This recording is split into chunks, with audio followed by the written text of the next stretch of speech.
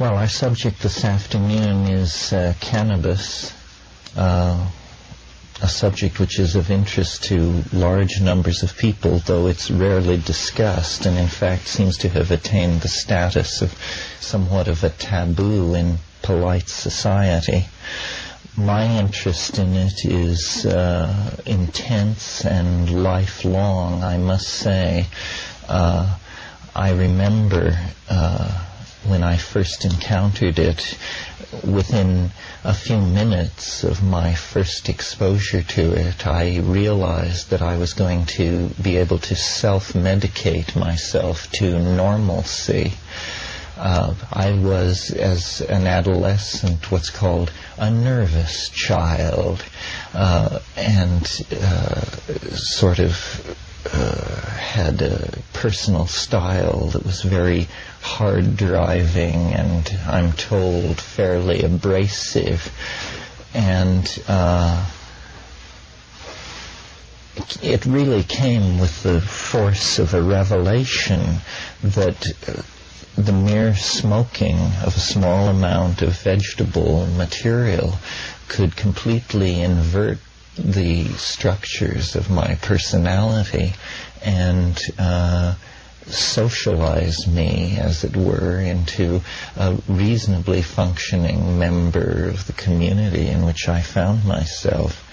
I first encountered cannabis in Berkeley in this Easter vacation of 1965, and it took a couple or three exposures to it before I really sorted out what it was doing for me.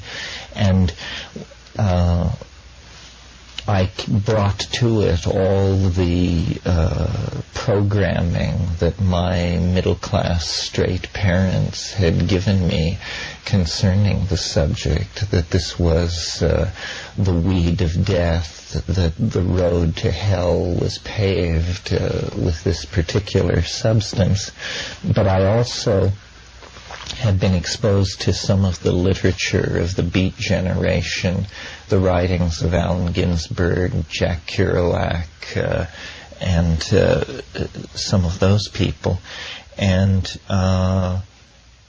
within just a few months, I had integrated it into my lifestyle as really the central practice of my life. And it has remained so up until just 2 or 3 months ago, when, under the pressure of my apparently dissolving marriage, I stopped smoking in order to see, really, what sort of effect it would have. I was in the sort of absurd position of being in psychotherapy with a woman who I respected very much and who seemed to be a very skilled psychotherapist, except that she had no sophistication whatsoever about cannabis. And the therapeutic process kept looping back to the issue of my cannabis ingestion. And she would ask me, well, now, how many times a day do you do this? I would say 10 to 14. And she would say, and how many years have you been doing this? Well, 25, 26, 27. And finally I saw that it was impeding the therapeutic process, not in its physical effects, but in its effects on her attitude toward me. So I determined simply to stop in order to remove this issue from the menu of issues that we were dealing with in this therapeutic process. And I'm happy to report that though I was at that time the heaviest and most continuous cannabis user I have ever known or heard of, it was no big deal. I simply stopped smoking it and took up reading in the evenings, and it seemed to have no impact on my psychological organization at all, except that, I must say, my dream life became considerably more interesting in the wake of that decision. And over the years in my traveling, when there have been times when for just a few days my access to cannabis was interrupted, I noticed this same phenomenon, that in the absence of cannabis, the dream life seems to become much richer. This causes me to sort of form a theory, just for my own edification, that cannabis must in some sense thin the boundary between the conscious and unconscious mind. And I sort of imagine the unconscious as a system under hydraulic pressure. And if you smoke cannabis, the energy which would normally be channeled into dreams is instead manifest in the reveries of the cannabis intoxication. The reason that I've smoked it so assiduously over the years is very simply that it seems to dissolve a local and personalistic perspective. If I don't smoke cannabis, I worry about balancing my checkbook, the state of my immediate short-term career concerns. In other words, all the anxieties of the petty bourgeois pour in to claim my attention. If, on the other hand, I avail myself of cannabis, I'm able to rove and scan through a vast intellectual world that is composed of all the books I've ever read, all the people I've ever known, all the places I've ever been, in no particular order. And what I really value about cannabis is the way in which it allows one to be taken by surprise by unexpected ideas. In the absence of cannabis, my creativity is a kind of brick by brick, linear extrapolation of certain concerns based on what I've just read or heard in conversation. If, on the other hand, I smoke cannabis, I can go in one moment from thinking about Goethe's color theory to, in the next moment, puzzling over a particular instance in Mayan historiography, or, the examples are endless. And I think that my experience is generalizable, specifically by looking at, for instance, the architectural and art historical motifs of areas of the world where cannabis has been institutionalized for thousands of years. What we call Oriental extravagance is in fact the patina of design motifs and literary conventions that have been laid over ordinary experience in places like Bengal, the Punjab, and across the Middle East. Islam is a civilization, to my mind, largely, though perhaps unconsciously, under the influence of the visions and the attitudes imparted by hashish. When I attempt to analyze in the broadest sense what the influence that cannabis has on myself and on large groups of people who use it, it is that it seems to exert a kind of feminizing influence. It's a boundary-dissolving drug, but a very gentle boundary-dissolving drug. It doesn't dissolve boundaries in the spectacular way that the mega-hallucinogens do.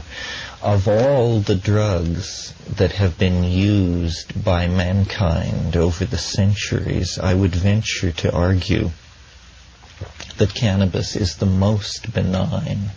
Certainly, more money has been spent trying to find something wrong with cannabis than has ever been spent on any other drug, and the findings are woeful. Well, there's just no support for the idea that cannabis is anything other than as benign as a drug can be when you consider that it has to be smoked. So there is the issue of the generation of tars. Now, it is true that in India, charas, which is what is smoked as the equivalent of hashish, is actually a much more complex material. Charas often contains opium, nearly always contains datura, parts of the datura plant which contain tropane, alkaloids, and it usually is held together by resin binders from various varieties of pine trees. Nevertheless, apparently, the smoking of charas in India is also an extremely non-destructive habit. Alcohol, on the other hand, is demonstrably one of the most destructive of all social habits. I mean, I think what a bright world it would be if every alcoholic were a pothead. What a bright world it would be if every user and abuser of speed and caffeine were a pothead. It seems to be a plant which has evolved in very intimate association with human beings from a very early time, and hence whatever deleterious effects it has, we have managed to accommodate ourselves to them very well. One of the most interesting things about cannabis as a cultural phenomenon, I think, is, first of all, notice how cannabis is the resin product of the hemp plant. The hemp plant is, since the Neolithic forward, the preferred source of fiber and cordage. And I think it's interesting to note how the language of story and the technical language of weaving are very, very similar. In other words, we untangle a narrative. We weave a story. Lies are made of whole cloth. All of these words which describe the use of fibrous materials are also the words that we use for storytelling and narrative. And I think it's because probably these two concerns, weaving and storytelling and linguistic facility, go back and find themselves in congruence in the hemp plant. The other thing that's interesting is that in the cultivation of hemp for resin purposes, for drug production purposes, all the emphasis falls upon the female plant. The male plant does not produce a usable drug material, and in fact, female plants, if in the presence of male plants, become contaminated with male pollen and then produce an inferior drug product. So hemp it literally demands the honoring of the female. Now, I'm not suggesting that this was consciously in the minds of primitive people, because the female hemp plant does not particularly appear female in any way that can be associated to human femaleness. But it is nevertheless true that hemp plants come in two very distinct forms, and we now know that one of these forms is the expression of the male plant, the other is the expression of the female plant. So waves of Gailanic resurgence that have been coming and going since the Neolithic seem to me in many cases to carry along as one of the appurtenances of the Gailanic sensibility, devotion to this particular drug and this particular plant above all others. Anybody want to jump in here? Well, only a small question to start with. Since the leaves of the male plant do have a pharmacological effect, I just wondered if you had anything to say on your experience of comparing the effects of the two. Well, only in that if it has a pharmacological effect, it's orders of magnitude more weakened than the female. One thing I might say, we in the 20th century tend to smoke our cannabis. I mean, aside for the occasional holiday cannabis cookie, cannabis for us is something that is smoked. On the other hand, for the 19th century, and for all of European civilization, cannabis was something that was eaten in the form of various sugared confections that were prepared. And this method of ingestion changes cannabis into an extremely powerful psychedelic experience. I mean, if you read the accounts of people like Theodore Gautier or Baudelaire or Fitzhugh Ludlow, written in the mid-19th century, they are describing experiences that obviously were for them as powerful as a 500 microgram dose of LSD proved in our own lifetimes. And we forget this. We tend to think of it as a social drug and a kind of a minor drug on a par with smoking a cigarette or having a cognac or something like that. But in fact, for the serious eater of hashish, there it is the portal into a true artificial paradise whose length and breadth is equal to that of any of the artificial paradises that we've discovered in modern psychedelic pharmacology. To my mind, the whole of by Oriental I mean Indian and Middle Eastern civilization, is steeped in the ambiance of hashish. I mean, the Mosque of Omar, for example, is a beautiful example of the aesthetic of hashish at work, or Jama Masjid in Delhi, or the interiors of the mosques of Isfahan.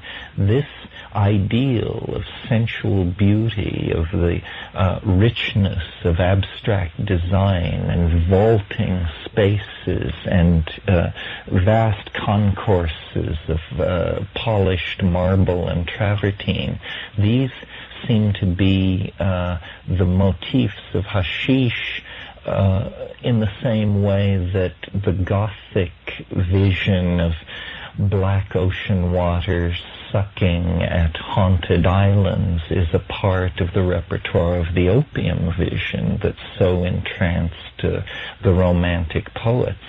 Hashish, cannabis, has an ambiance of its own. It has a morphogenetic field, and if you enter into that morphogenetic field, you enter into an androgynous, softened, abstract, colorful, and extraordinarily beautiful world.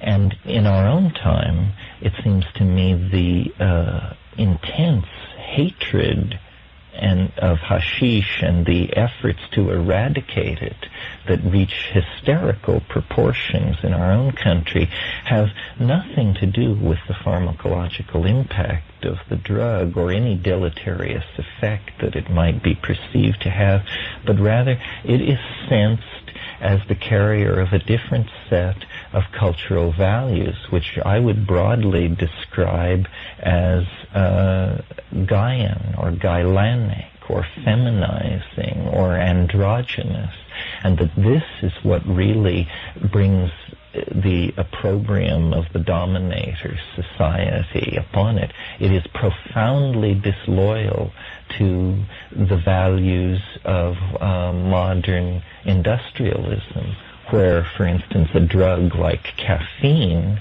exemplified in coffee and tea, has been made very welcome in those same societies. I mean, no other drug other than caffeine has ever been written into the industrial contracts of workers as an inalienable right. And yet in the coffee break, we encounter contractually defined rights to drug use that seem to work in favor of both manager and worker. Cannabis is very different. It promotes a dreaminess. It promotes an abiding in the imagination that is the stuff of romantic poetry rather than the stuff of the modern assembly line. And I've used it that way as a tool for creativity. I mean, it's incredible how just a few puffs of cannabis can carry you over a creative problem or a block in seeing a particular problem, so that suddenly the perspective shifts and what was previously occluded becomes patently obvious. So I think that there's a great argument for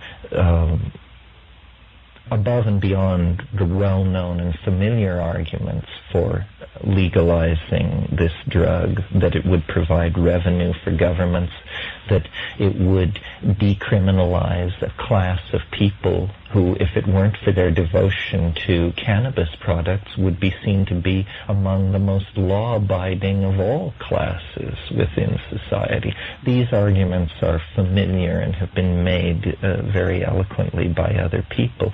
But behind that, there's a deeper issue, which is the zeitgeist, if you will, of cannabis, which carries a certain implied danger to establishment values, which put such a premium on clear-eyed hard work and Presbyterian rectitude.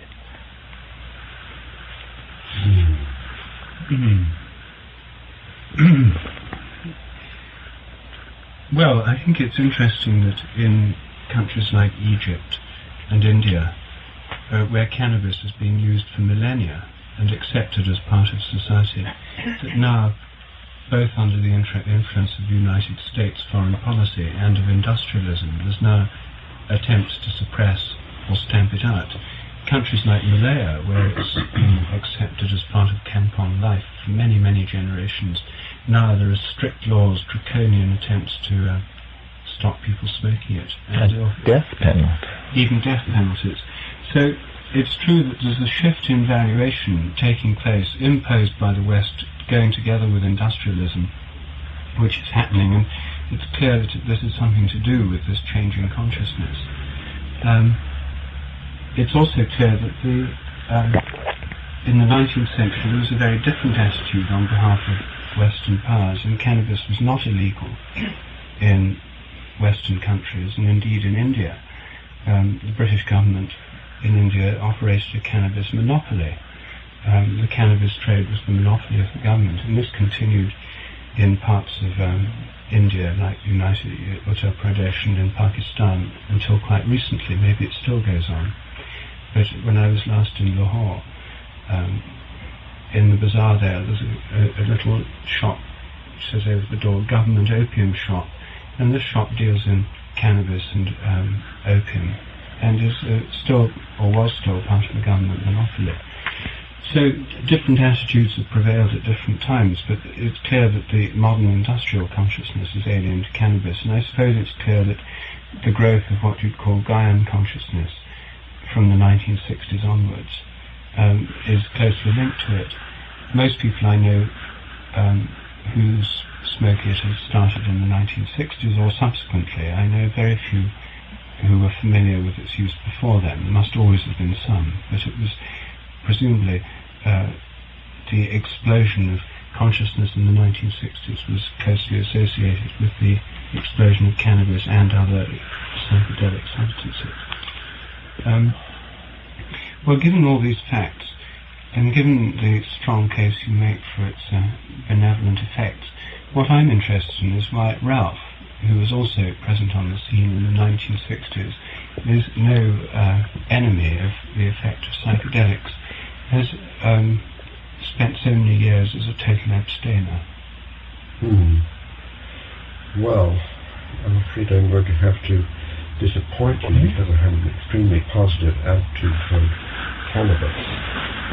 I personally made the acquaintance in 1966, so a year after Terence, around my 30th birthday, and I discovered immediately on first smoking more or less some of these beneficial effects, even though I had no culture around me, mythological interpretation and tradition of cannabis appreciation. Nevertheless, I saw at once these functions of the deconstruction of character armor and rigid mental structures opening up for free roving enormous terrains of intellectual territory, the synthetic effect of a resonance between previously isolated rooms in the mental mansion.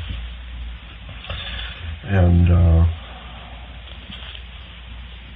in 1968, there came into my possession by some miracle a large amount of synthetic THC in caps, which I circulated among friends, many of whom were mathematicians.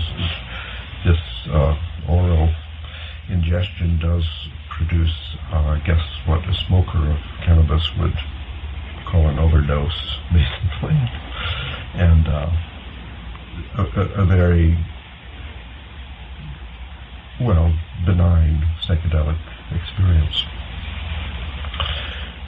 Then, after moving to Santa Cruz in 1968, where the hip subculture was thriving, all events were accompanied by smoking joints. And my main impression of it is what Terence described on the relationship of hemp and stories.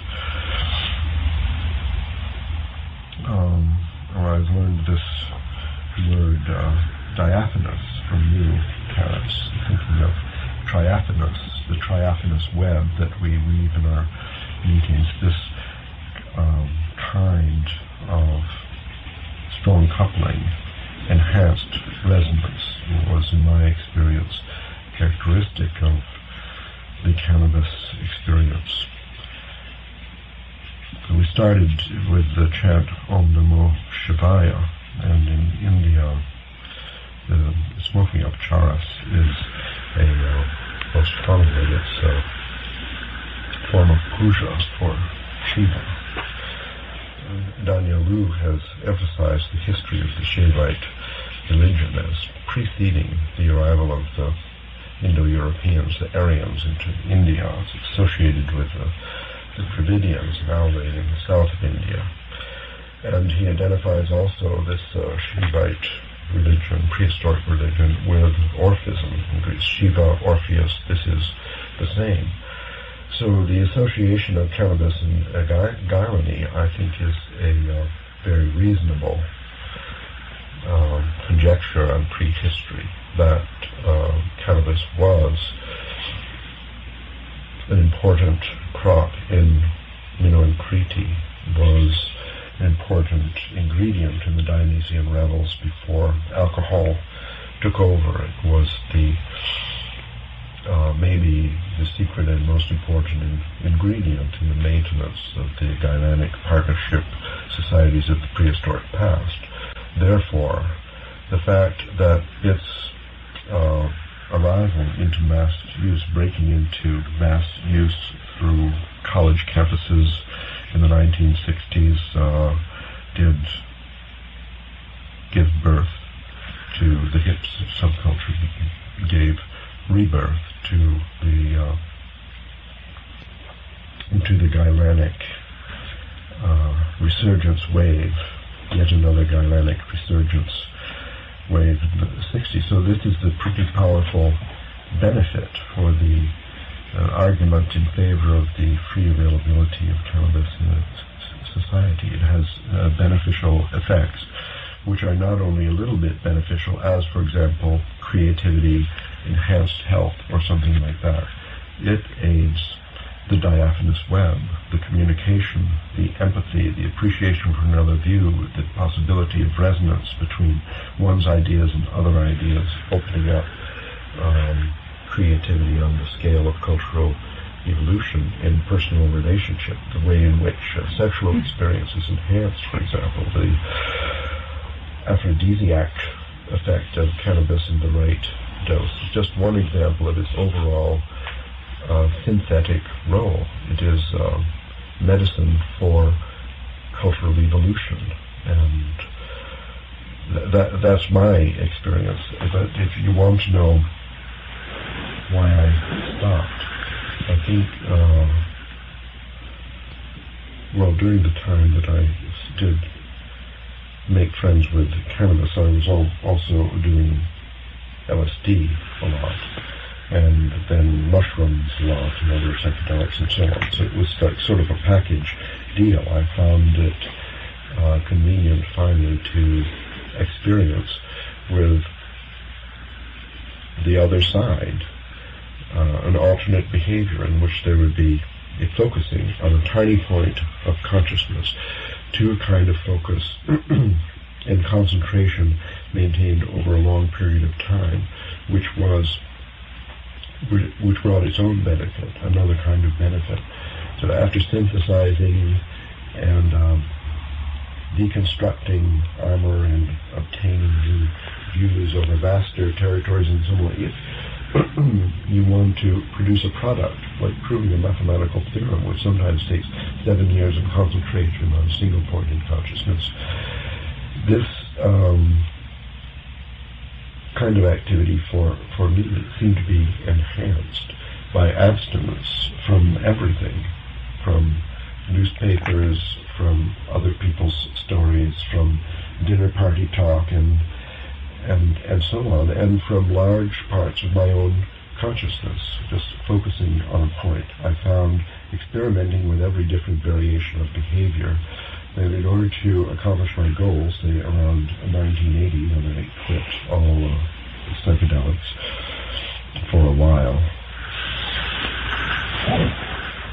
trying all these experiments and learning the parameters, I found that the least of everything, indulging in a process in India they call syncretizing, giving up everything and then bragging about that. This brought about more and more increase of the performance for myself that I was seeking at that time. And this is like an elite athlete searching for ultimate performance, trying to break some kind of world record for focusing on a point. It seemed to me that what I was doing was difficult and required rigid discipline. I invoked these ideas of yogic discipline that I had learned in India, and they're responsible for a certain kind of ultimate performance, as cannabis and other psychedelics enhance a completely different kind of ultimate performance. And I suppose this is, I guess you could say, another binary of focusing and defocusing mental states. In my current state, now more than 10 years old, I realize is approaching the breaking point, and soon it may be necessary for me to relax on a fairly massive scale in order to regain novelty in my approach.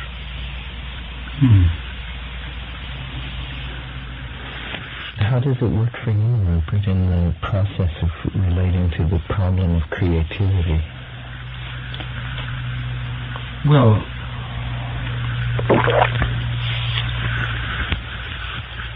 I think there are two things I'd say. One is that it seems to create a much greater sense of ability to concentrate.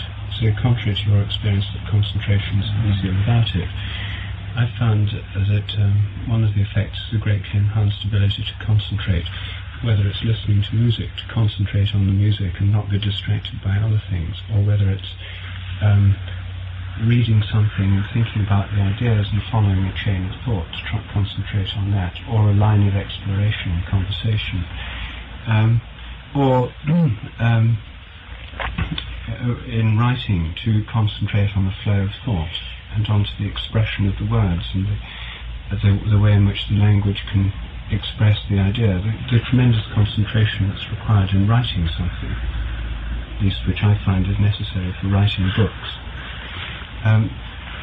or thinking out the structure of a chapter or of an argument.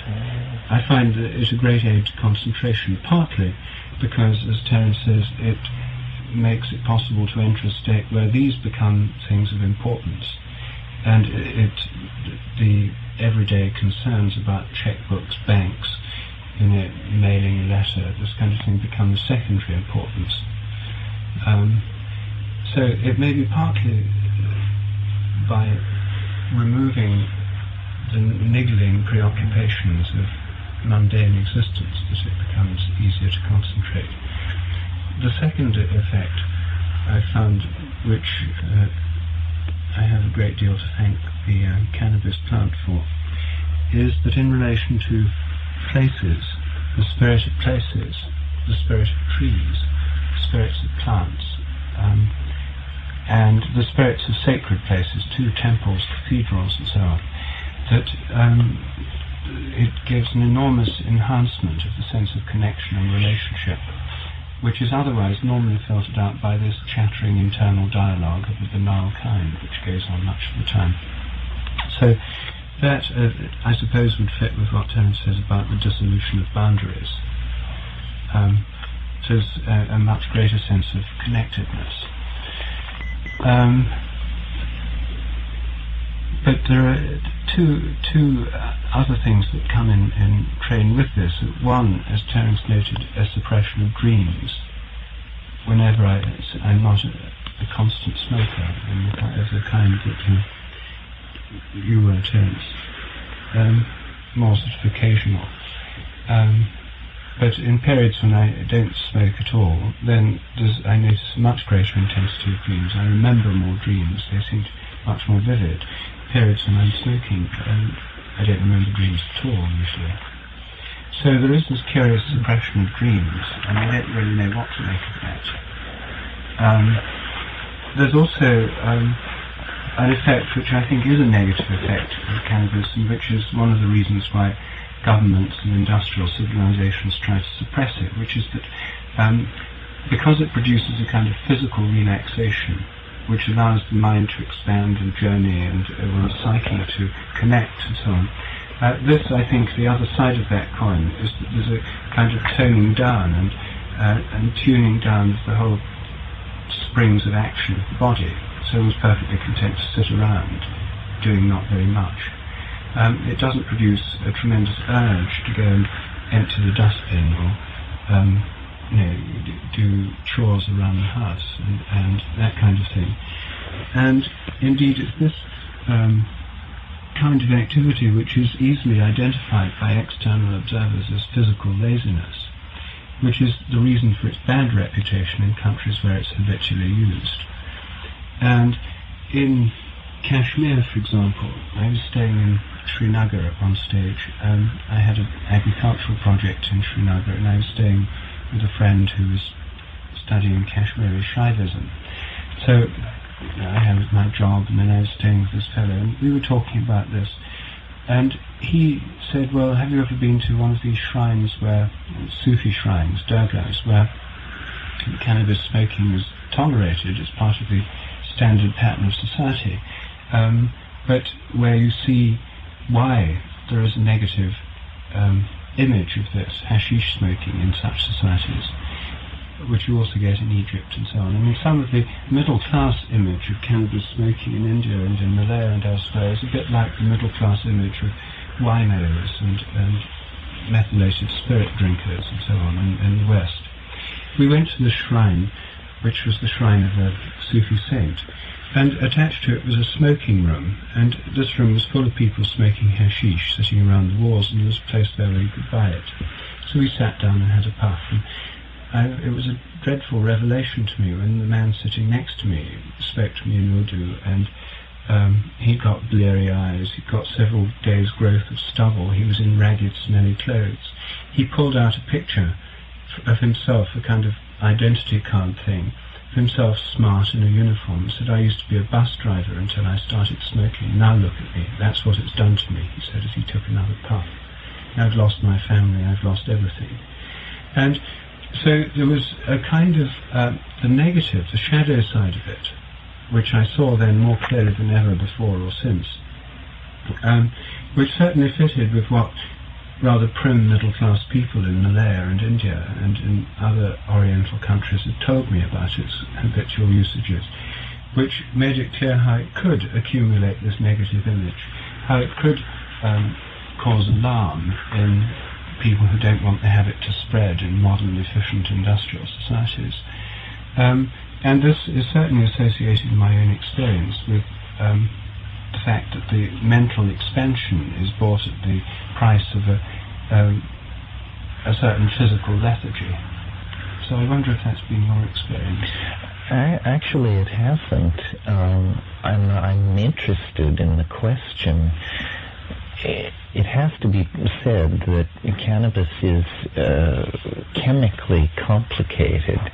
It's not simply one cannabinol. There are a number of these cannabinoids, and various strains have various ratios and proportions of these things. But, for instance, I find when I'm writing books that I can only write for about 3 hours, and then either the day is finished for work, or I smoke hashish, and 20 minutes later I'm ready to go 2 hours more at it. And I can do that twice in a day.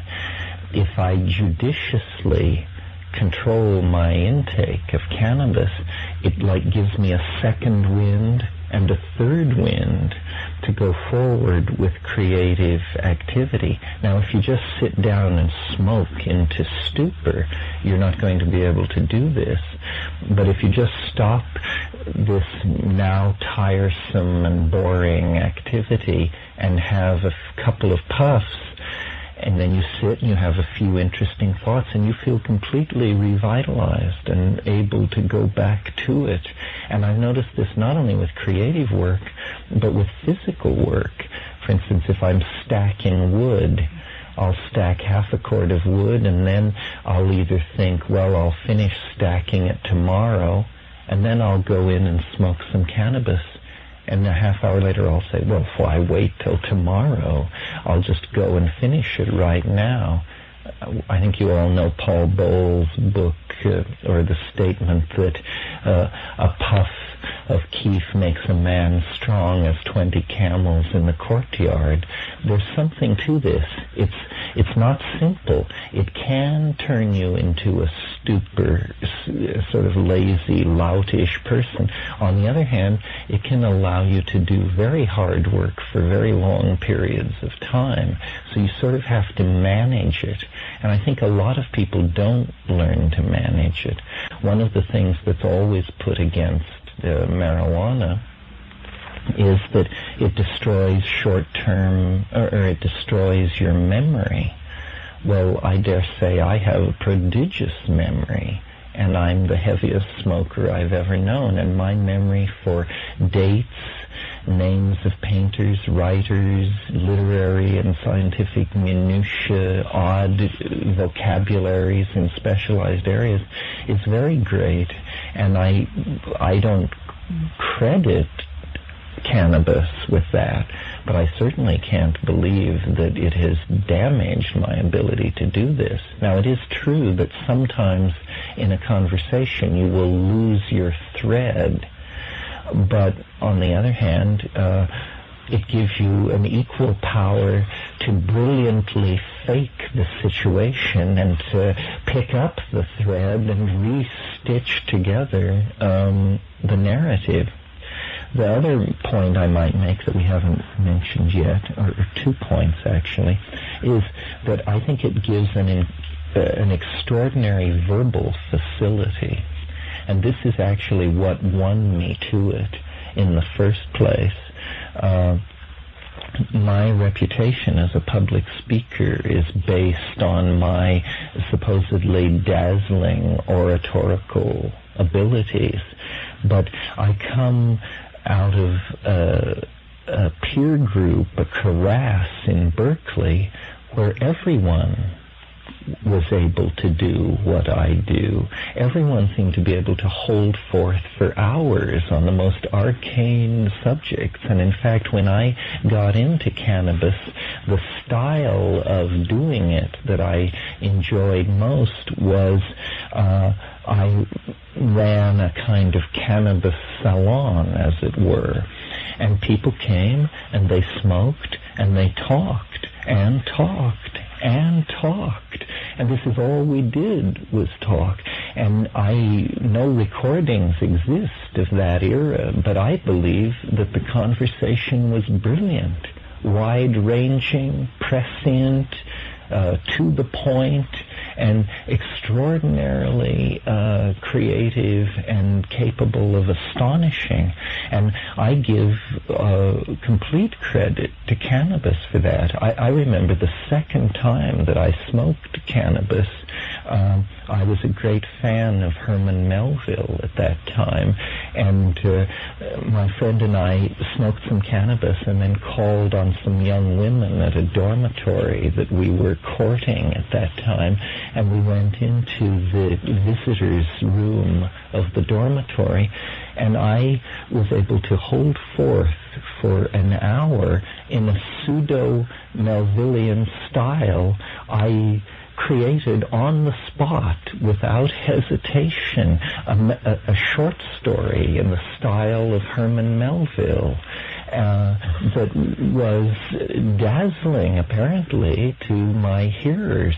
Well, this is verbal facility of an extraordinary sort.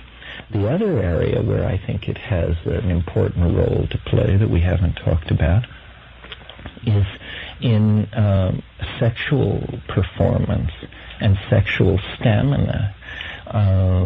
When I first became sexually active, and I think this is a problem of many young men simply because they have so much juice going, is premature ejaculation.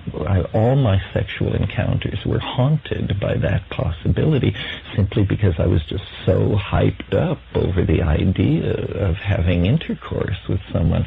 Well, I discovered that smoking hashish gave me an incredible ability to control my ejaculation and also my sexual stamina.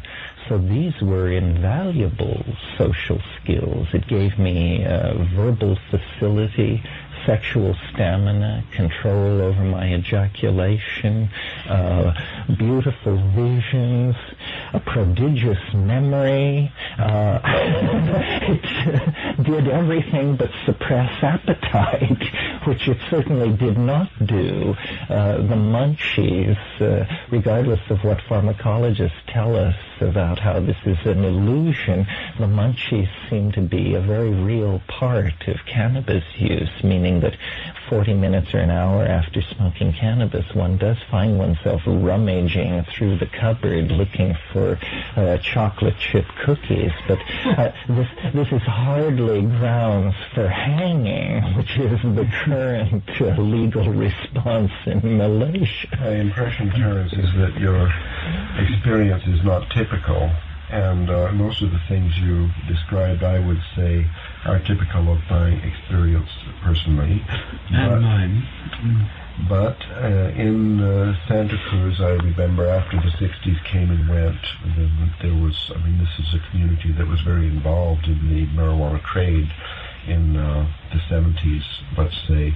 There were a certain number of people who were habitual users, I would say habitual smokers, as you were, and it seemed as if they couldn't get their life together. Unlike you, they were functional, they could stack the wood, but they never got on to doing what they wanted to do. And I did begin to associate a certain subtle disorganization with their habitual smoking.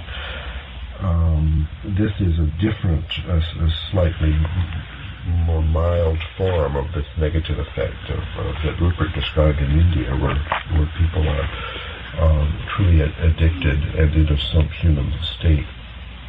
That, I think, requires taking really deep inhalations of cannabis with a chillum. But there are, let's say, for the sake of discussion, that there is a negative side beyond what you have experienced in case of heavy use.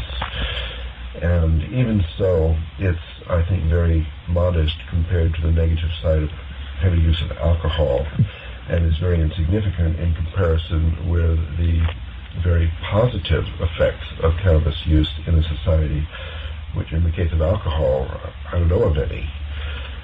There might be, some people can tell amazing alcohol stories where they really have been able to work wonderful while intoxicated, but basically I think it's agreed that while relaxing in small doses and good for your health, it has a negative influence.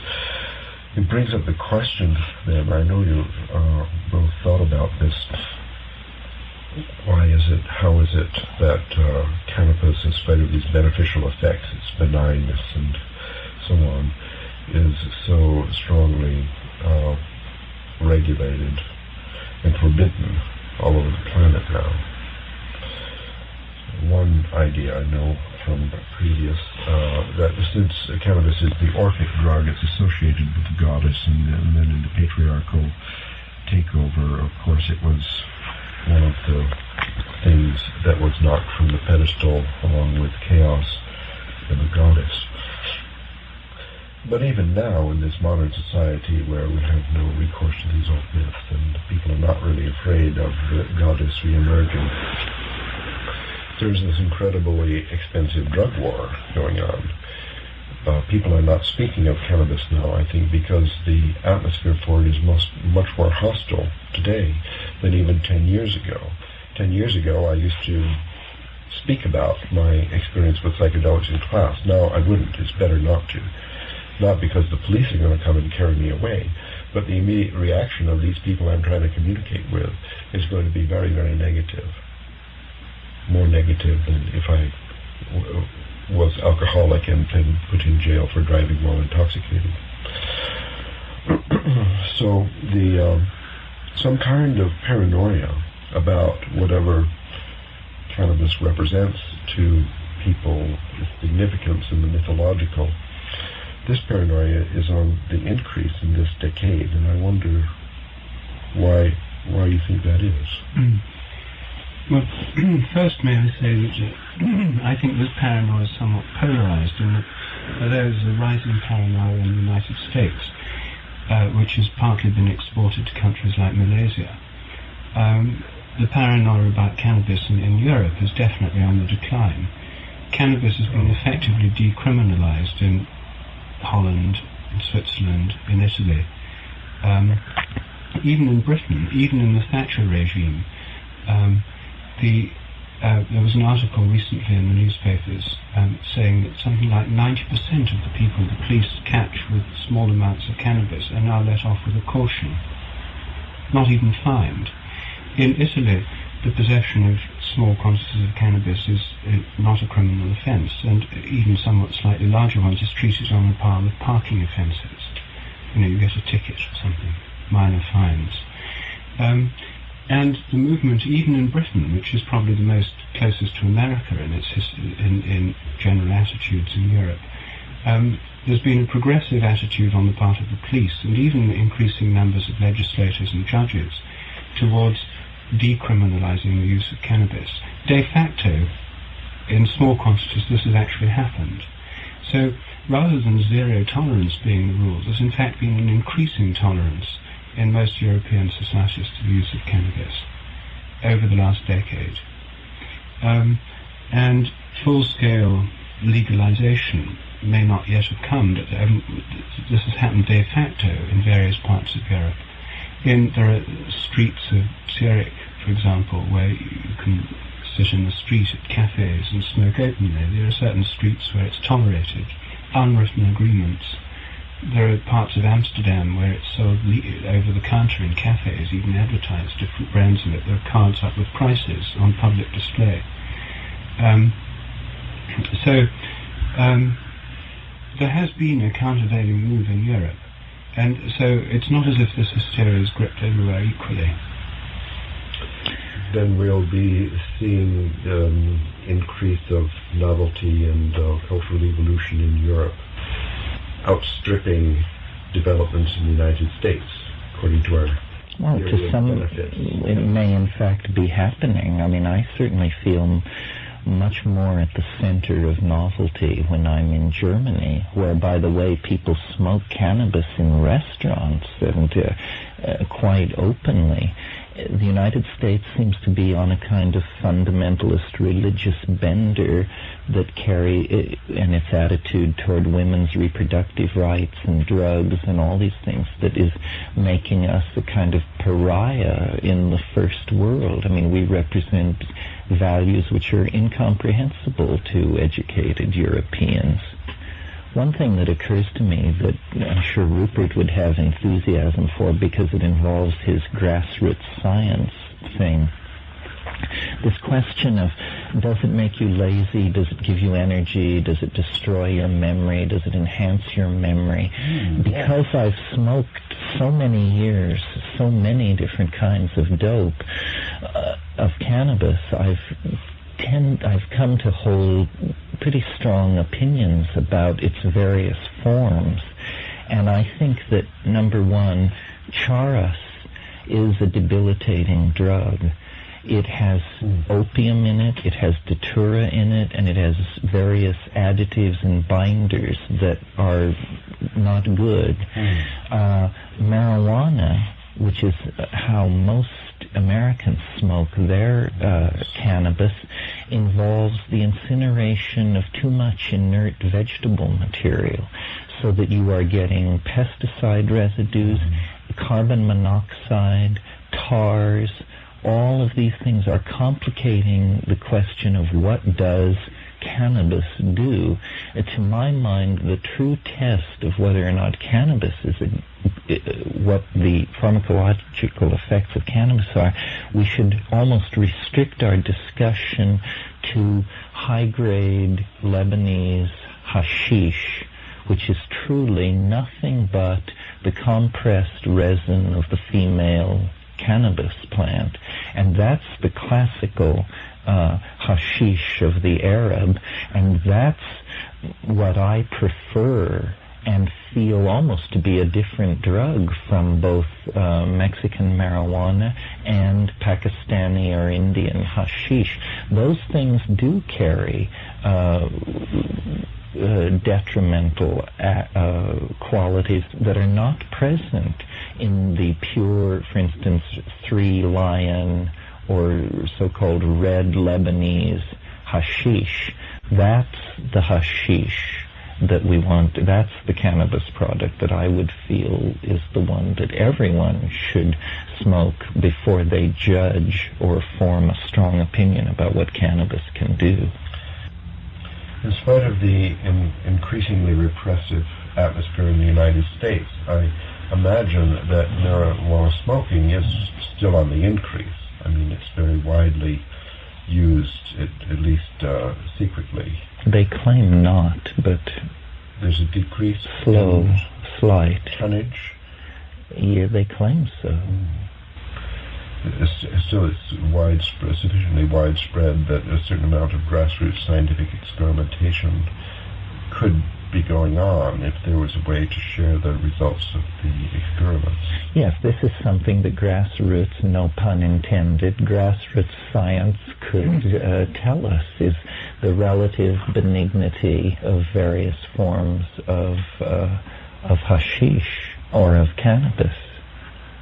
Indeed, yes. I mean, this would be a fairly easy project to carry out. I mean, assuming people had access to supplies of which they could compare. There used to be testing labs available. I don't know if there still are on the streets in Berkeley or San Francisco, for example. You could take your specimen of hashish and find out if it was opiated or not. Yes, that is a simple test, but questions about tars, pesticide residues, carbon monoxide output, various methods of smoking. You'd have to have a revival of kitchen chemistry, as it were. Right. But I think that the pure resin of the cannabis plant is, you would be hard-pressed to design a drug with as many laudable qualities as that one.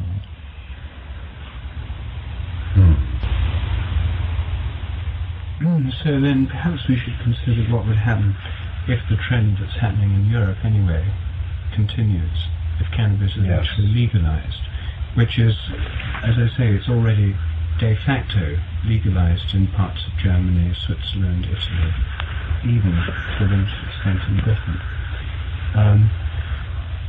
So what would happen? I mean, it's not a prospect I actually ever relished, because I then imagine, Philip Morris, and Anglo-American Tobacco Corporation moving into this area, and there's no doubt the restrictions on their commercials, but the idea that this could then be a mass-marketed product, large-scale international corporations would be in on it. BCCI. Well, there'd be the main high street banks and so on would then be financing these deals rather than they'd take over the role of BCCI quite legally. Yes. I'm not sure that I particularly relish that. And the other issue which we haven't talked about, which is no doubt of some concern to you, Terence, is at what age children might be permitted or encouraged to experiment with cannabis. I mean, would we want this to be going on in the gazebo here at Esalen, in nursery schools, junior high school?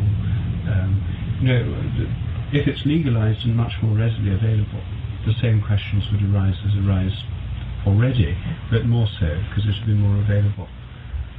Well, I prefer decriminalization rather than legalization.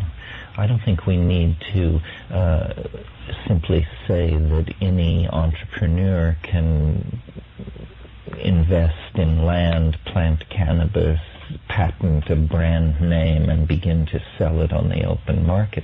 It would be much better simply to decriminalize it so that, and say something like each person could possess 10 plants, but that the transport and sale of it would be discouraged in some way, so that it isn't, you see, we seem to have the attitude that something is either illegal or we can just go gung-ho with it and turn it into the product of a multi-million-dollar corporation. It would be much better to just say that the possession of small amounts of cannabis for personal use pose no threat to society, and leave it at that. Well, how are you going to get your red Lebanese then? Well, you would find a way, just as one finds a way today. Easier if there was a government hash shop. Yes, although I don't find it difficult to get red Lebanese. The only thing I would hope is that we might get a price break if it were decriminalized. It's currently being sold, because it's an illegal commodity, it's being sold at an enormous markup for what it costs to produce it. And this might be something... It's a very expensive business. Well, but why we have legal alcohol and some of the other things. Why not simply legalize it? So there can be shops, there can be huge industries, and there can be gourmet growers using special methods and... Like wine, you mean? Like wine, exactly. Well, but then you have these problems, which Rupert is pointing out, that once more it's handed over to Madison Avenue to be turned into something where they can't simply say it's available to those who want it. Well, people living in downtown New York City are not going to be able to grow 8 or 10 plants themselves. I was recently in downtown New York City, and I examined a pot garden that would have been the envy of any resident of Humboldt County. Well, real estate is expensive. Spare bedroom with grow light bulbs is expensive, and that's all right. But I think, why not legalization? What are the problems? Well, probably this would come. And then it would be, as far as the question of children, it would be available, it would be restricted to people below age 18 or something. Right. No, I think ultimately what we're going to have to do is legalize all drugs.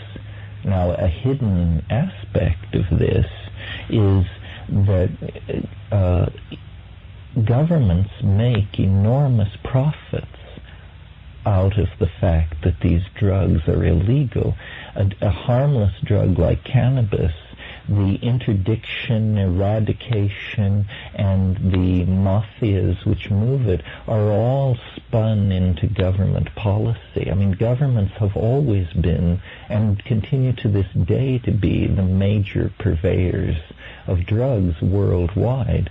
So really, another factor mitigating the drive to legalize cannabis is where then would the CIA obtain, it would eat into its ability to finance the various rebel armies, front organizations. Yes, but what other way? I mean, for instance, when the mullahs took over in Iran and gained control of the Iranian opium trade, the CIA turned to cocaine and brought on the crack epidemic of the 1980s. So governments will turn to, would the government then create new synthetic drugs like ice and then peddle them to the public? Without doubt.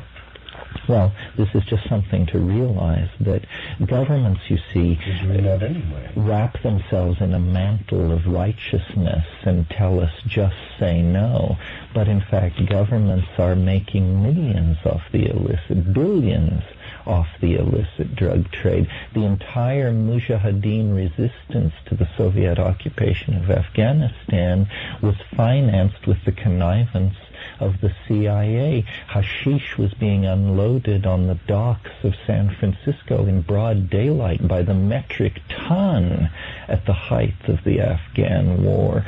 We've never been able to get Afghani hash of such quality as we were able to get during the period when the CIA was keen that we buy it so that they could finance the armed resistance to the Soviet occupation. And the day the Russians left, the hashish market in Northern California collapsed catastrophically and has never been able to build itself back to previous levels. Well, Zhuangzi said, the more it's organized, the easier it is to steal. See, the more substances are controlled, the more shadow space there is for shadow governments, CIAs, mafias, and so on, to operate in the dark. So it's better to let go on all these fronts. And it's happening in Europe, especially, I think, it's much more significant, the decriminalization of heroin.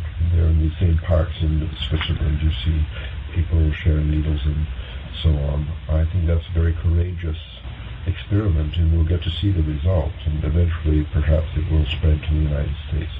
But you wouldn't suggest that we make heroin so legal that you can flip open Time magazine to a color ad that says, "What's missing in your life? Heroin, the drug of choice of the chic young set." this is not what we want. That would perhaps not be worse than what we've got now. I think that I feel as badly about tobacco as I do of many of these other things. Personally, I had a very negative experience with fruit-based cocaine. I found this material to be very surprisingly addictive. The tiniest experiment leaves you a total addict. So, in my personal view, this stuff is extremely evil. Nevertheless, I don't think that restricting it by law is an effective strategy to prevent people from getting addicted. I think that crack is similar, I'm not sure. It's extremely toxic material in society, but simply making it illegal just creates this huge shadow trade where it's out of control, and people have to experiment in order to find out what it is. And so the ad in Time magazine would without doubt say this material is harmful to your health. The Surgeon General has found that shooting heroin is harmful to your health. Liable to be very addicting after a single experience. And so on. The information would be circulated, the shadow would be eliminated, the secret would be eliminated. And I don't think that necessarily means that a lot more people would be addicted. I think probably fewer. Well, the drug issue brings up the question of whether societies should organize themselves along the assumption that citizens are adults or children. And if you view citizens as children, well, then you have to keep various things out of their hands. If you believe citizens are adults, then you have to believe that certain checks and balances will keep any negative practice from simply sweeping through society and destroying it. I believe that. I believe that if heroin were legalized, a very small number of people would destroy themselves with it, and that's their business, and society can absorb the cost of their slow suicide in the same way that we absorb the cost of the slow suicide that people undergo with tobacco and alcohol. See, here are some more questions for grassroots science. Yes, well, in this drug area, grassroots science could do amazing things. It's just that the questions are never asked by big science because it really doesn't want the answers to some of these questions. To my mind, the life, liberty, and pursuit of happiness clause of the United States Bill of Rights, if it means anything, it must mean the right to experiment with psychoactive drugs as you personally see fit. What does pursuit of happiness mean otherwise? Nevertheless, there are these enormous and growing problems of cocaine and heroin abuse. Are problems that no one seems to have an answer to, and which seems to be far worse than problems in the past. Well, I think it's a red herring. I think that if governments would stop dealing these drugs, these problems would disappear. I mean, the entire... The mafia and the General Noriegas and the Medellin cartels of this world, I think it carry on perfectly well without the help of the CIA. Yes. I think if the CIA told them that they would be highly at risk if they disobeyed orders and that a directive had just come down from the top that this was no longer going to be tolerated. I mean, much of the American cocaine comes in on Air Force planes.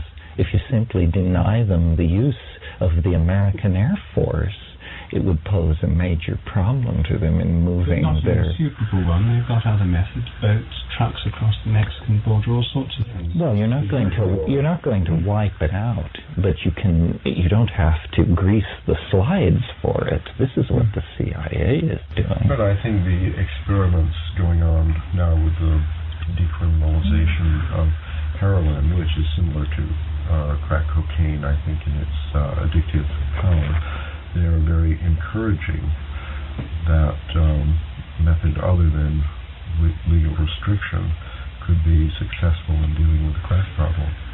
Well, for instance, take the tropanes. I mean, these are powerful, mind-altering drugs. cause visions, so forth and so on. The entire western United States is a range for the Jimson weed plant, and it poses no social problems whatsoever to anyone. And it's as powerful as any drug which exists. And no, it just is not a problem. So it's something about focus and glamorization of habits.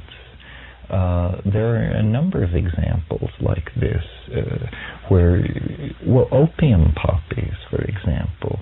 The garden here at Esalen has a wonderful stand of opium poppies.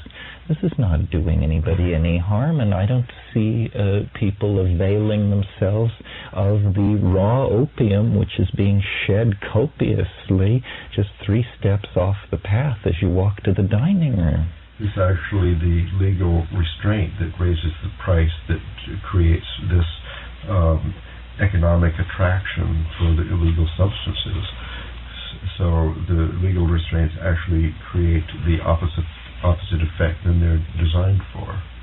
Yes, hemp was a major crop in this country up until the 1930s, and it was not discontinued because of the drug potential, but because it posed problems for those corporate entities which had huge holdings in forest timber that they planned to turn into paper, and the DuPont Chemical Corporation and Standard Oil, which wanted lubricants and high petrol distillates to come from petroleum rather than from a biological source. So it's simply the glamorization and restriction of these things which creates artificial markets. I mean, airplane glue is an excellent example here. Airplane glue costs $1.29 a tube. Powerful drug, hallucinogenic drug, enhances sex, great drug. Only mad people avail themselves of airplane glue. If you were to drop the price of crack cocaine to $1.29 a gram, you wouldn't see people driving around in their Maseratis with crack cocaine crumbs in with airplane glue in their beards. No, it would be viewed as so déclassé that no respectable person would get near it. Well, now that we've got the legalization of cannabis and probably other things, and the resurrection of the hemp industry worldwide, how can we bring this to a conclusion? Well, I think you just did, Ralph. There you have it. Part of the pursuit of human freedom, part of citizenship and responsible adulthood and responsible government means live and let live. This is a philosophy of which we hear far too little. Somebody is always trying to mess with somebody else's life, their sex life, their drug habits, their political stances, so forth and so on. Long live Orphism. Hear, hear. Here. Boom, Shiva, boom, Shankar. Okay, gang.